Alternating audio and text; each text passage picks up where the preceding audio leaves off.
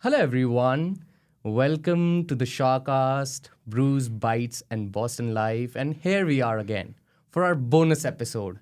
Well, this series was supposed to be just 5 episode series, but there is one special guest which I really wanted on my show. The guest who has inspired me to start a podcast series. The guest who has been in touch with me since day one and telling me what to do and what not to do. Why? Because he's also very close to my culture, he's close to me, and I have been knowing him since a long time now, working with him on like multiple occasions.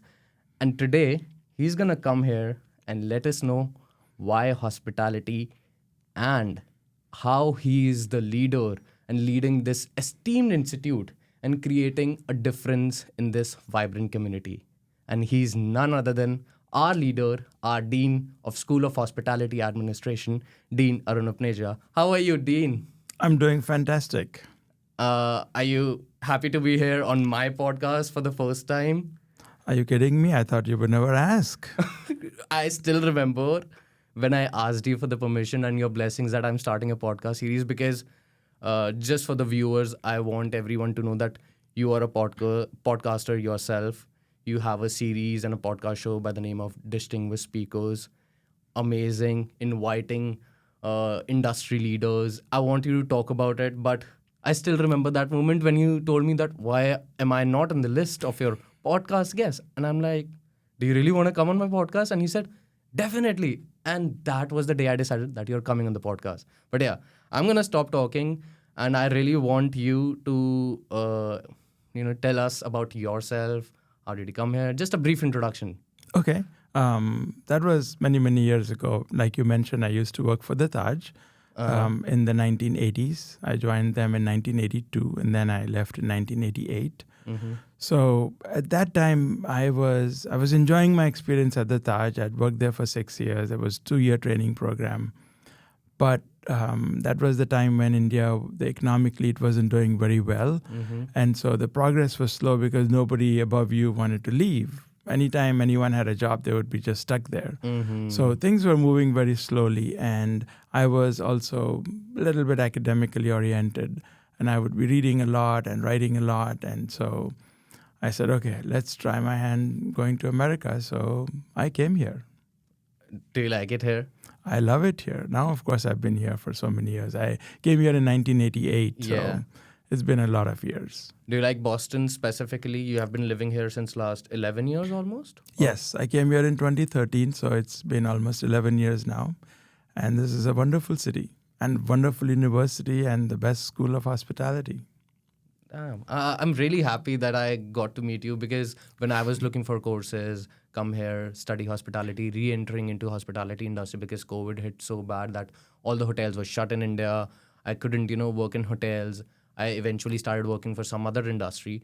But I was so happy to know when I saw an Indian dean is there leading a hospitality school. So it gave me a level of comfort that, okay, I'll be fine there. Don't worry. And then I got in.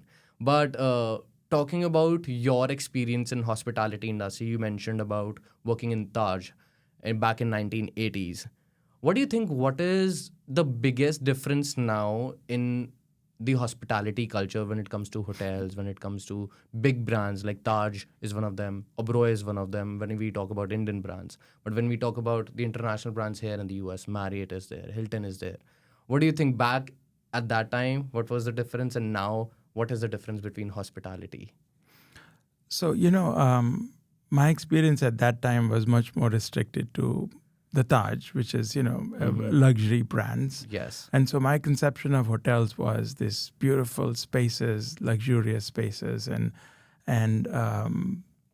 then when I came to the US, then I found, there are regular Marriott hotels and Fairfield Inns and just a wide range of available accommodations that you could go to depending on the how much service you wanted and how much were you willing to pay. So there were, things at all different price levels.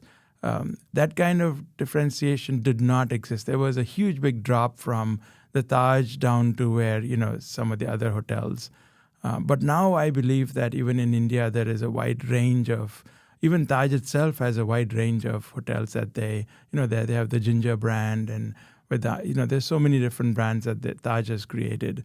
But I'm sure there are many other brands as well. You mentioned about how the transition has been there, different brands under the luxury brand hotels, like luxury chains. Taj is there. Taj has their own different brands, Ginger hotels, small hotel brands for budgeted hotel groups. There's something which I wanted to ask you because I was watching this video on LinkedIn by the former president of the Oberoi Group, Kapil Chopra, and he mentioned about this thing specifically in India, that the hospitality industry is dying. Why? Because like the luxury groups have misused the power of employees. They're like, not paying enough there in hospitality industry. And as you have been in the luxury sector back in India, and you know the payment scale and how it is there in India, do you think, like, because of paying scale and the long working hours, which is not here in the US, the problem is not like that. Just the way we had to work like 16 hours a day, 15 hours a day back in India in luxury properties. What do you think? Is it killing the talent back in India? So that I'm kind of surprised to hear you say that that you were working 16 hours a day. So that was there in the 1980s when I was thinking that by this time it must have gone already. But clearly that entire practice and the entire working, I still remember I would do a morning shift, let's say 8 to 5. And or 7 to 4, and at 4 o'clock my shift is done. I'm a manager there, assistant manager, and I would still be there till 5, 6, 7, 8, and at some point I would say, well, I've got some other work to do, so I've got to leave. Why would you have to make an excuse to leave? Why would one think that you need to make an excuse 4 hours after your shift is ended to leave? Exactly. If your shift is ended, you've completed the handover, the taking over, you leave right away. But that didn't exist at that time. And I'm kind of sad to hear that that problem is still existing. But, that's also part of the wider society, that jobs in luxury hotels and, these nice places are so hard to come by that they can abuse their position and don't come in and make changes. None of the senior managers, they all think, well, I had to do this, so these guys now have to do this, and no one wants to change the culture. But in the long run, once I know that the economic situation in India is changing as well. Yes. So over time, when there are plenty of opportunities available, then the industry will find that they cannot attract the right talent by, with the practices that they have. So then they'll be forced to change. In fact, before the pandemic, I did go and meet in Bombay, I met with the general manager of the Oberoi, the Taj, the JW Marriott there, and many others. And one common refrain I heard from everyone was, we're not just getting the quality of students that we want. Yes, that's the point. And then the point is, because you are not you're not creating conditions to attract the best and the brightest talent. And when I go to at that point, I also spoke to all the heads of the catering institutes. And they were all so unhappy to hear this. They said, well, these are the people who graduated from our programs, and now they're complaining about the quality of the product that we're producing. Well, things have changed, and these people became senior leaders in the industry. Maybe not because of the training that you gave them. Maybe they had the innate talent and they learned through working as to what is needed. But the whole system needs to change. I got it. And, you perfectly mentioned, and the problem which you talked about back in Mumbai when you visited and the institutes, it is still there. It has to be, worked upon. Some, like, people have to think about it. That's what Mr. Kapil Chopra mentioned in his podcast, that we really need to go back and look at our basics, that how we treat our employees, which is really good here in the US. Like in India, usually the guests are the priority, but I talked with Professor Modi as well in the previous podcast. Here in the US, we talk about the guest as well as employees as Right. company's priority. Moving ahead, I want to know your experience as hospitality industry leader, and then a transition from hospitality professional to an academic journey. And now you're the dean since last 11 years of this esteemed institute. and you have done some amazing jobs here. It's like amazing things, like having a podcast series. I never knew that somebody from hospitality school will be talking about hospitality with so much passion. And I want to know what made you change your career drastically from a hospitality leader to assistant professor in Pennsylvania University, and then you're here at Boston University School of Hospitality Administration as a dean. So what was that transition?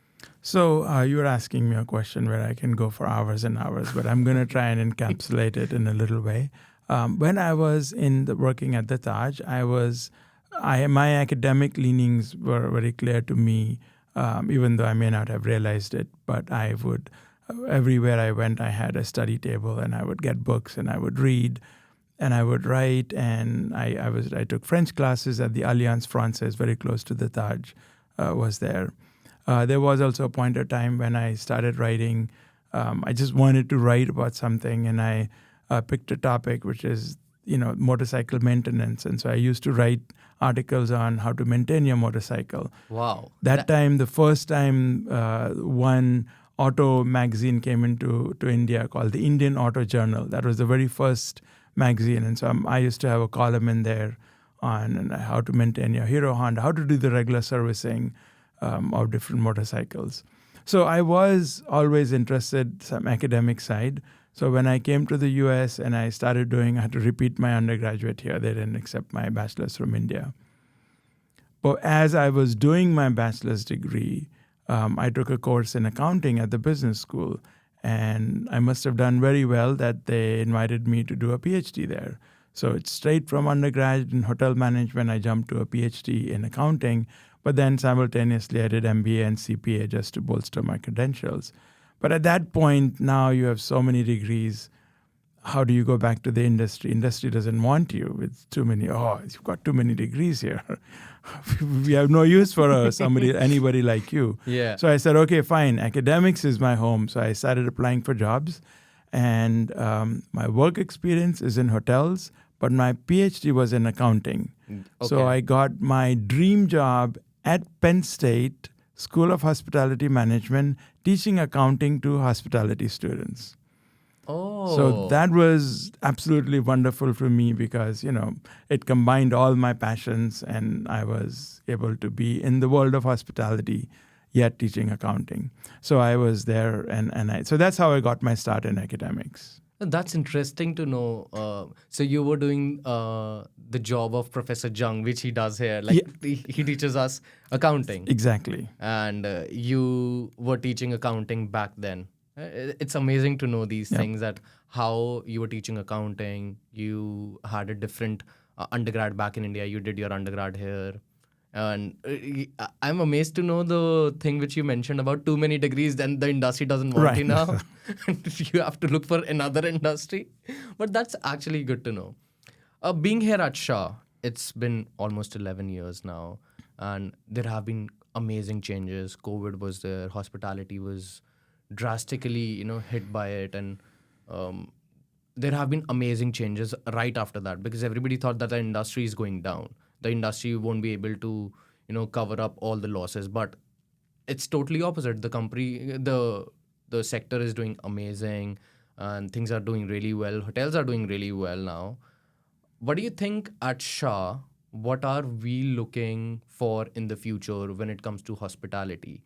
And I really want you to focus on our organizational culture here at SHA. Why? Because I was going through one of the podcasts. Your podcasts are amazing, and they're way shorter than mine. I make a lot longer podcasts. Yep. You invite industry leaders from hospitality, which really helps us, all the students, to know what their expectations are, and also it's creating an impact in hospitality industry. So you did a podcast with one of the former professors here at Boston University at our school, with Dr. Taylor. And you asked her about the right organizational culture. What do you think? What is the right organizational culture here at SHA as a company or as a school? What do you think about it? So yeah, Dr. Taylor Payton was on the faculty here, and she is absolutely fantastic. And we are still connected, and she'll be teaching for us in Egypt next month as well. When you talk about, and the question you're asking is, what is the right organizational culture? I'm not sure I have the answer. I can describe to you what our organizational culture is, and whether that's the right one or not, I think that history will judge, or you can ask other people around if that is the right one for us at this stage. But, one of the things, very first thing, we are a school of hospitality. And so we need to live and breathe hospitality. When people come into a building, they need to feel welcome. So we have a beautiful entry, a beautiful building. All our faculty and staff are very, very friendly to everyone who walks into the building. They're friendly and welcoming to all the students. The students are also welcoming to everyone who comes in.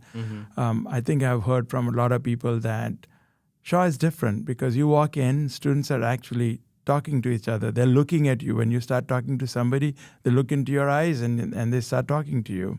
So I think that's the very first step. We are a school of hospitality. We need to live, breathe, and eat and behave like that. The other aspect in my mind is that I am always for continuous improvement. So a couple of things that I very, very strongly believe in, that we are I inculcate a startup mentality here. So what that means is that we are not afraid of change. We are not afraid of new things. In fact, we want to do new things. So every year, every month, we are always coming up with new ideas. We're implementing them. This is, of course, from last year when we did the podcast studio, but it's just one of the dozens of things we do every year. So it's a startup mentality. And there's another phrase that I'm very fond of is relentless innovation. Oh. So there is no limit to innovation. There is no standing still. Anyone who's standing still is actually falling behind. True. So we are constantly innovating and changing things and coming up with new ideas, new programs. And so that's something else. It's in our DNA here at the school. The other thing in terms of a working environment that I like to create here is that every single human being at SHA is going to be treated like a human being and not an employee, not a number. We are all human beings and we're going to treat each other like that. So what does that mean? Well, what that means is many different things. But one thing is that no one should be scared of anybody. When I walk into the dean's suite or anywhere, nobody there looks, oh, the dean is here. I still remember the times in India when the principal would walk in and people would be all running scared. I don't want that to happen. People should be there. Everyone is a professional. They should be doing their job. So what if I walk in? You're doing your job. Exactly. This is something which I really appreciate when I came in here. I used to see you a lot when I was working at the front desk or I was anywhere in the school. And we casually say hi to each other that, hi, Dean, how are you? And you can relate on this thing because we both belong to same country, same culture. We have seen this thing in education system. Whenever a professor or maybe dean walks in, a principal walks in, we always go like, okay, stay quiet, don't talk much. Or the dean is walking, the principal is walking. There's a different aura and you can't connect them in a friendly way. You don't connect with them personally. And that's what I missed in India. But here, I can talk to you about anything. Like, we're talking about what happened at the graduation, what happened at the gala. And that's something which is missing in India. And maybe that's why the student and professor and principal relationship is not there. And that's how, they lack in communication. But it's amazing here and you have done a pretty good job. You mentioned about this one thing that the change is constant here. Right. And we have to innovate something new. We try to do it every year, every few months, every day actually. Yeah. And there is something which I really want to mention because Dr. Taylor also mentioned in her podcast, she gave an example of Disney, that how the organizational culture is there. And just like you mentioned, we don't treat people here as employees. They're human beings first. Right. Employees is the secondary thing. And that's why we call ourselves experience innovators at our school. Just like Dr. Taylor mentioned in her answer related to Disney, that they call themselves as cast members, not as employees. We have given this name to ourselves, experience innovators, because we want to innovate in this industry, in this world, to make it better. And you have perfectly, given that answer, that how we are changing. I want to ask, when we talk about the change. So can I just finish my thought? So one Yeah, thing. sorry for so that. what I was saying was that we treat employees like human beings, and we want them to think that they are professionals, which means they don't have to be scared of anyone. There's another huge, big part of our culture is that at SHA, when anyone makes a mistake, Mm-hmm. no one will go to them and say, you made this mistake. Correct. You're right. And the reason is because if you hire right, conscientious people who take their job seriously, if they make a mistake, it is a mistake. So by telling them you made this mistake, there's nothing to be achieved there. You Right? make it worse, I guess, for them. You can only make it worse because they realize that, okay, I screwed up here. Mm-hmm. I shouldn't do this again. Mm-hmm. That's one thing. So no one can tell anyone that you made a mistake. The second thing is no one, even if you don't say, don't make this mistake, so no one can also say, don't make it again. Why? Because it's a mistake. It happened. I didn't do this on purpose. Mm-hmm. So by telling me, don't do it again, I just don't understand what that means. Well, I didn't do this on purpose. So you're saying, don't do this again. I know I'm not going to do it again. Mm-hmm. If you, let's say, make the exact same mistake second time, again, no one should come and tell you. If you make it the third time, then someone can sit and talk to you and say, okay, let's look at all the processes and procedures as to why this is happening again. I know that you didn't want to make this mistake.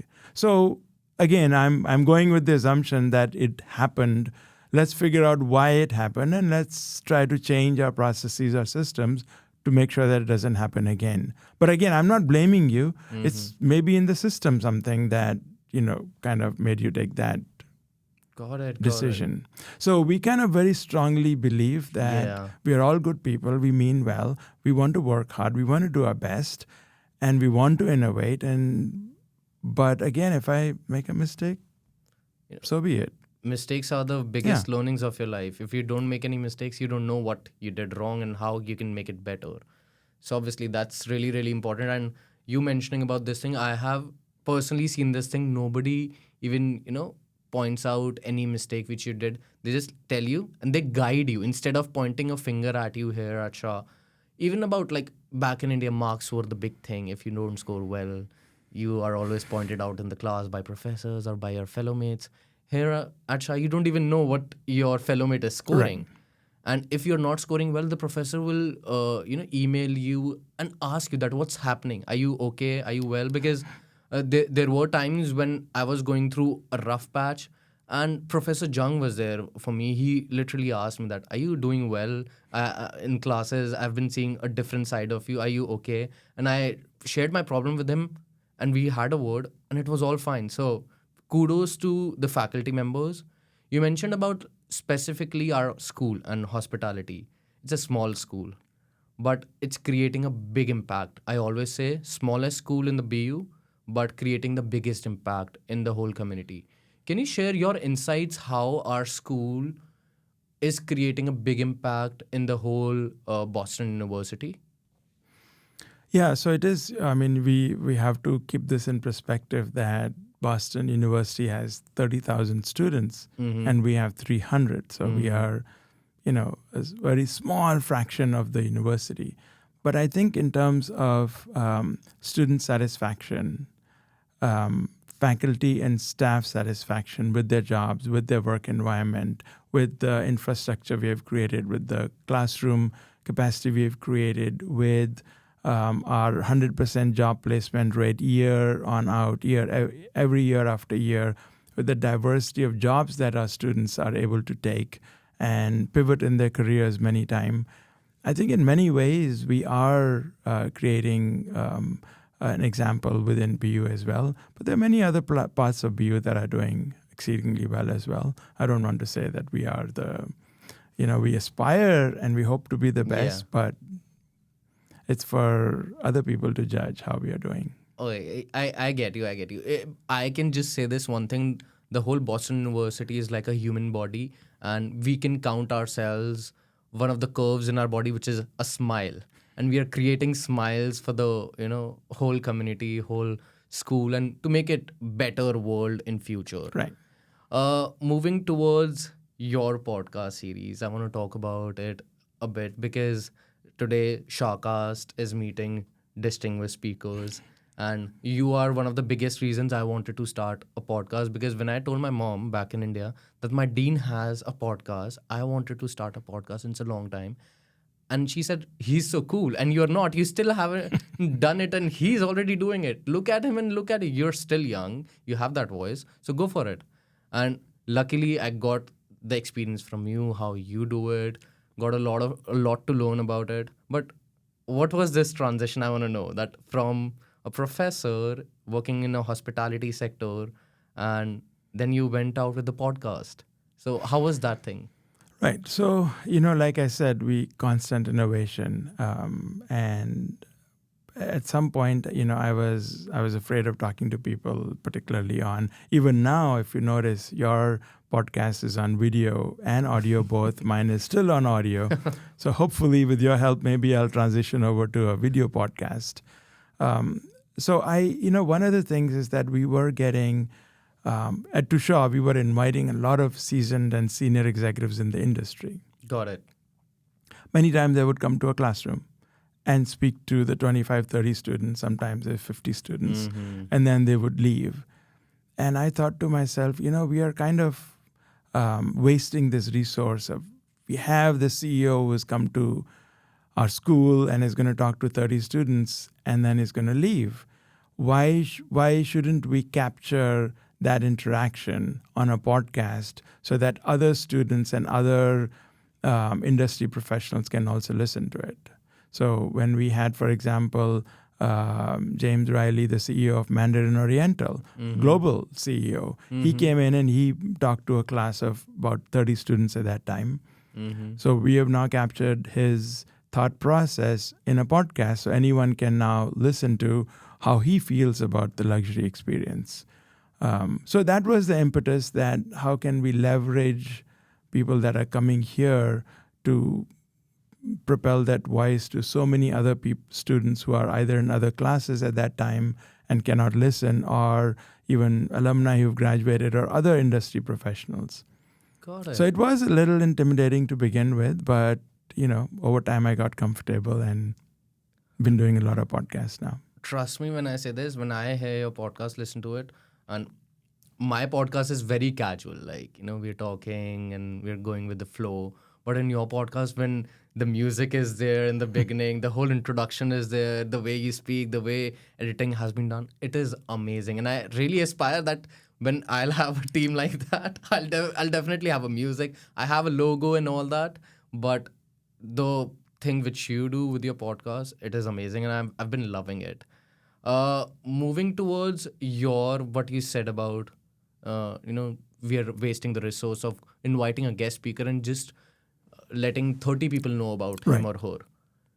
I believe in this mantra: the more you share, the more you gain. And your idea of doing this thing was amazing. I really appreciate that you started this podcast by inviting hospitality leaders, so that when they are sharing their views, their perspectives about the industry or anything in this world, people are gaining it. You're also getting to know different perspectives. Just like I just got to know that how you thought about this podcast, because my perspective of starting a podcast was totally different. I wanted to share the student life here. I wanted to share about our school. I wanted our school to have another different identity, which you also created by having a podcast. I wanted to give a student perspective too, but this is really helpful. Now I can look up to this perspective and invite different kinds of guests on my podcast. But thank you so much for that. I look forward to the competition when you're going to be inviting all these other leaders and we'll be competing. No, definitely. in fact, I would love to work on your podcast with you so that we can have. SHAcast is always going to be a child of distinguished speakers. It is always going to be the father of SHAcast. Don't worry about that. It's never going to be a competition. I'm, in fact, want to learn from you that how do you interact with your guests, because I've seen your questions are very, focused on industry, and the way you mold those questions related to industry or their personalized. It's amazing.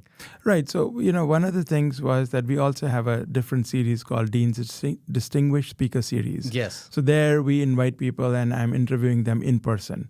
And in that one, since the speaker is sitting right in front of a big audience of 100 or 150 people. Yes. So then I asked them questions about, okay, where did you grow up and how did you enter the industry and how did you... So it's also their personal story, their background as well.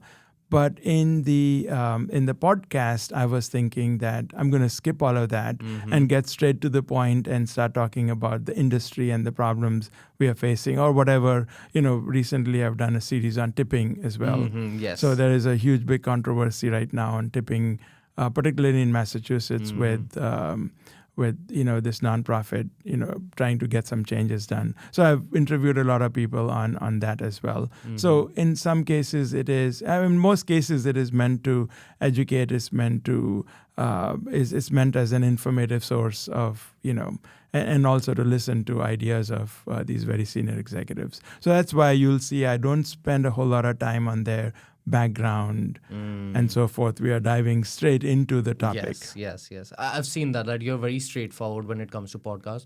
I was fortunate enough to attend your Dean's Distinguished series as well. When you invited guests and the audience was there, you talked about their personal life. I remember I attended the one with the CEO of Armark, which happened here. Aramark. Okay, Armark, yeah. Yes.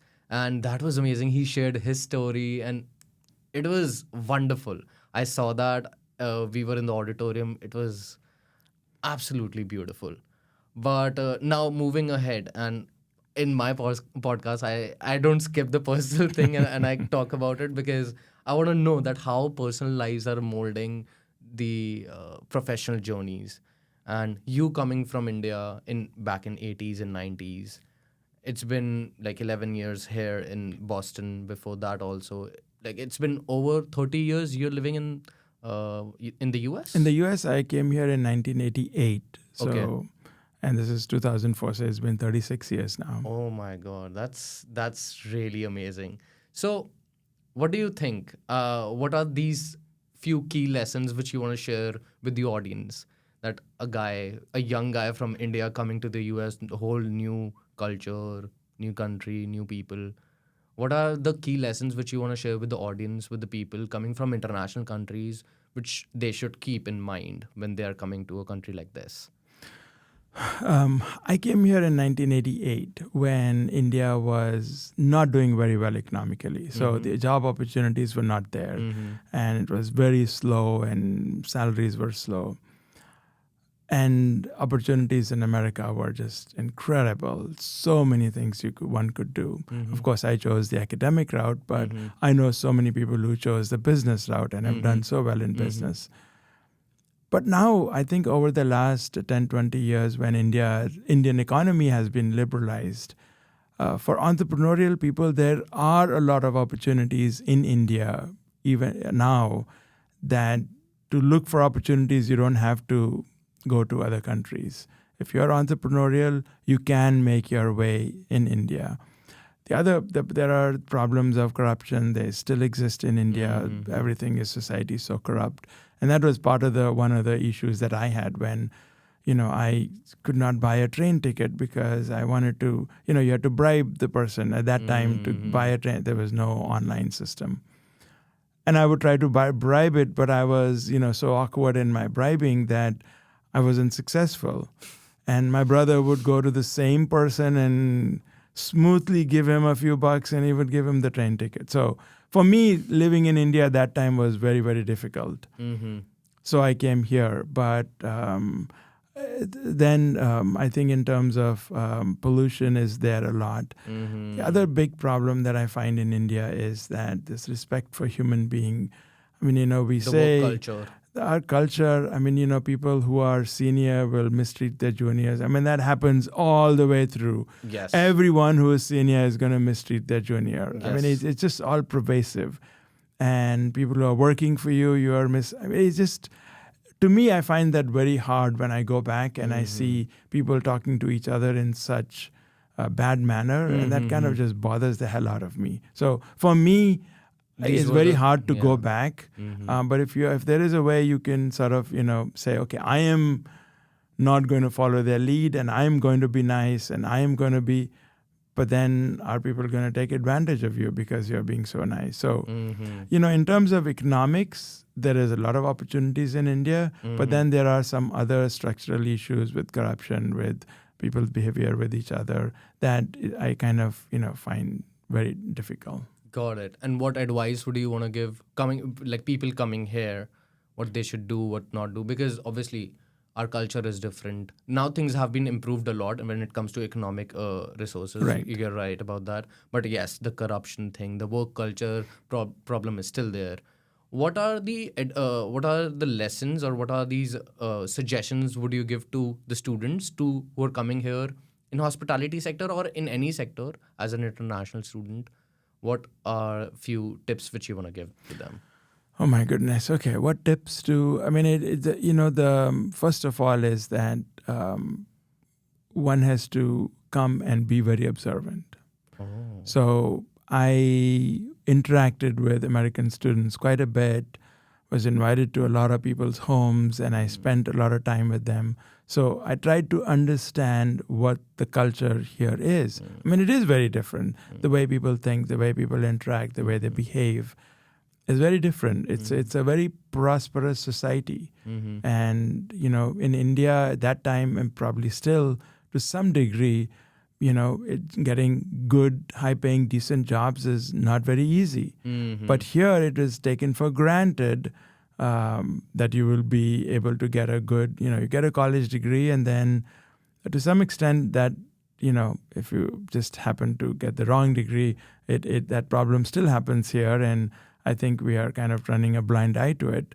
But the infinite optimism of being an American, how we interact with each other. There's so many different things. So I think the first big thing is to be very observant with what's going on here. I got it. The second thing is that, there is to some extent a correlation between education and your quality of life. So this is a knowledge economy. So whether you are studying biochemical engineering or you're studying hospitality or any other subject, by and large, the more the education you get, you can improve your standard of living, or at least quality of life. And quality of life does not always mean more money. It also means, the family life, the amount of leisure time you have. Yes. So there are many other aspects, what I think is quality of life. I always say this thing that in India, people just think about earning money if they're running a business or you should have a want to earn money, but there is a thing called work-life balance, which is really missing in India. I used to see my dad when he was going through his, young time, and when I was a child, he's going to his office at 10 a.m. in the morning, coming back at 10 p.m., 10:30 p.m. There was a rare time I used to see him enjoying with us. Now the business is all settled, it's on automated mode, but there's no work-life balance there in India. And that's what I really appreciate here.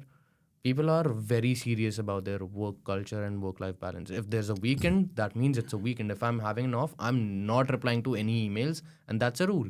And that is what I really appreciate. It makes you learn the time management, and also it creates your priority list, that what is on my priority on today's list. So I really agree to that point. One point which you also mentioned, be observant, attention to detail is really, really necessary for students. I'm talking as a student here, and there are few things which we are never taught because of our cultural differences. Like communication was never a part of an Indian education system. Here, communication is really, really necessary. I see my fellow mates coming from India. I don't have many friends who are from India. I mostly have friends who are from the US. And I like delved into the culture very easily, and they were also surprised that we have never seen an Indian like you who talks this much to all of us. But I always I tell, agree with them. Yeah. thank you so much. You're facing that today. I'm so sorry for that. I really talk so much. No, it's fine. Don't want to keep going. So these are few things which I really like: networking, communication, and just be with it. And trust me, you are creating a difference for all the people who are coming from international countries. Like me, Harshit is there. We both are from the same country, same like culture, same cities. So it creates a big difference for us to look up to you as well, that you have made it big. We can look up to you. Professor Modi is here. Professor V is here. So thank you so much for that. And I really, really appreciate you coming on my podcast, sharing your views.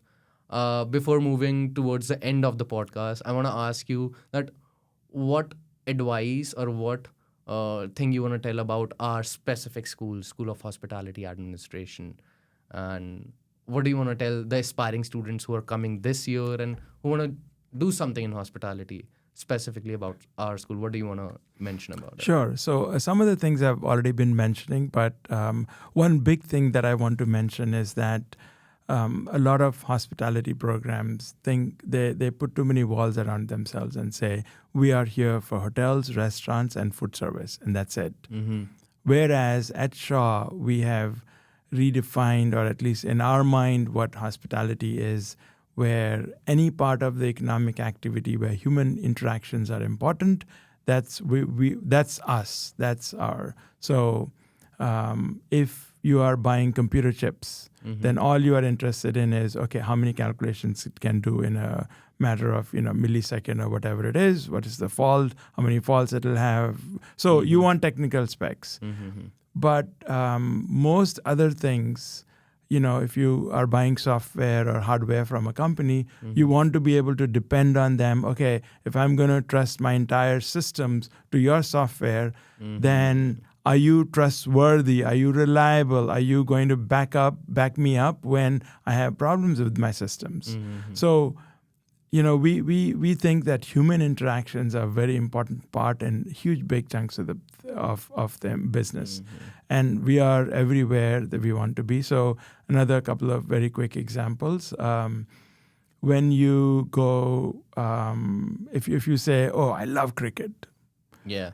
I just love cricket. So I'm going to go, tomorrow there is this T20 match happening or whatever. I'm going to go watch it.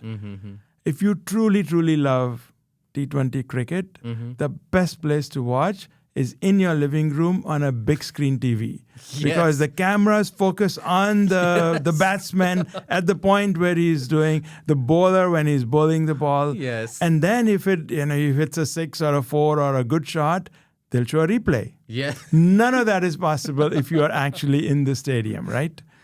But still, if I get a chance, I want to go to the stadium. Why?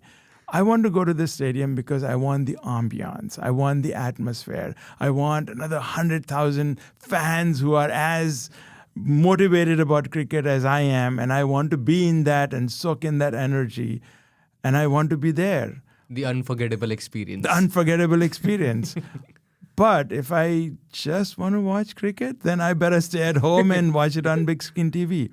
So let's pivot to, in India, we do it differently. Our parents do it for us. Now, of course, things have changed. Yeah. But in the US here, the man proposes to the woman, right?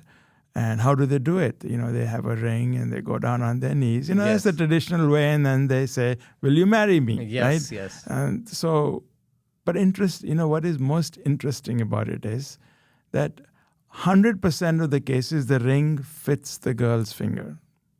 Oh. How? Is it magic that it always fits? I don't know. No, it's not magic because they have a conversation. Yes, the boy has already asked, what is your ring size? And still they know it's coming, right? But he's already asked, okay, so what is your ring size? Okay, it's 7.5. Okay.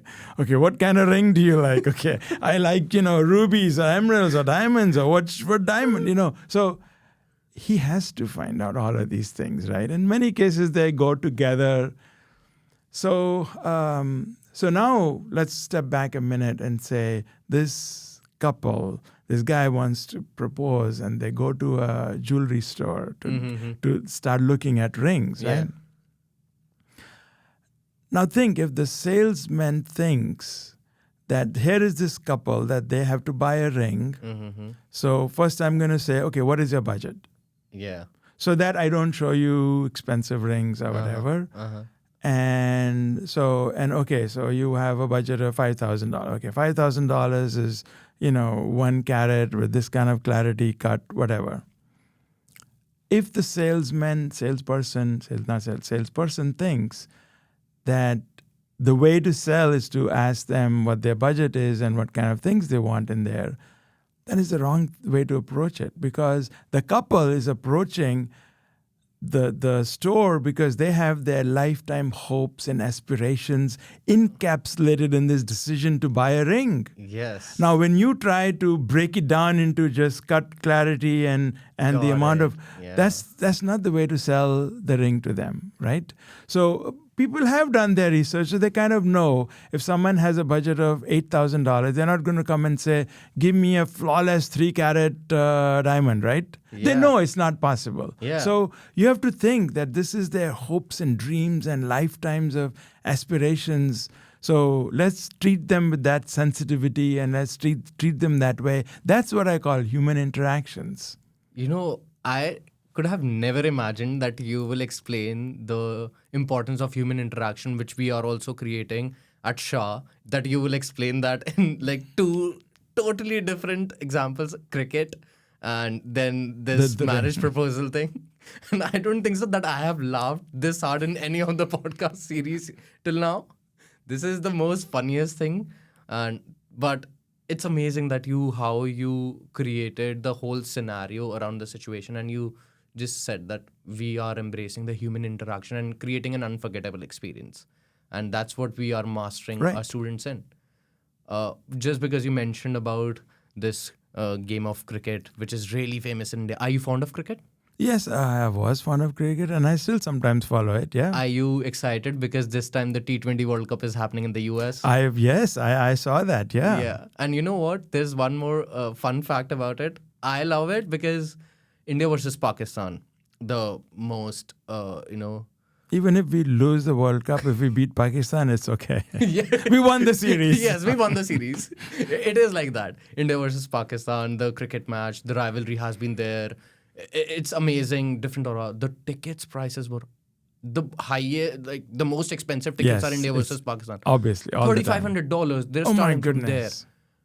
I'm like, what? But it's happening on my birthday in New York. And I'm so sad that I cannot attend it, but $3,500 is too much for me now.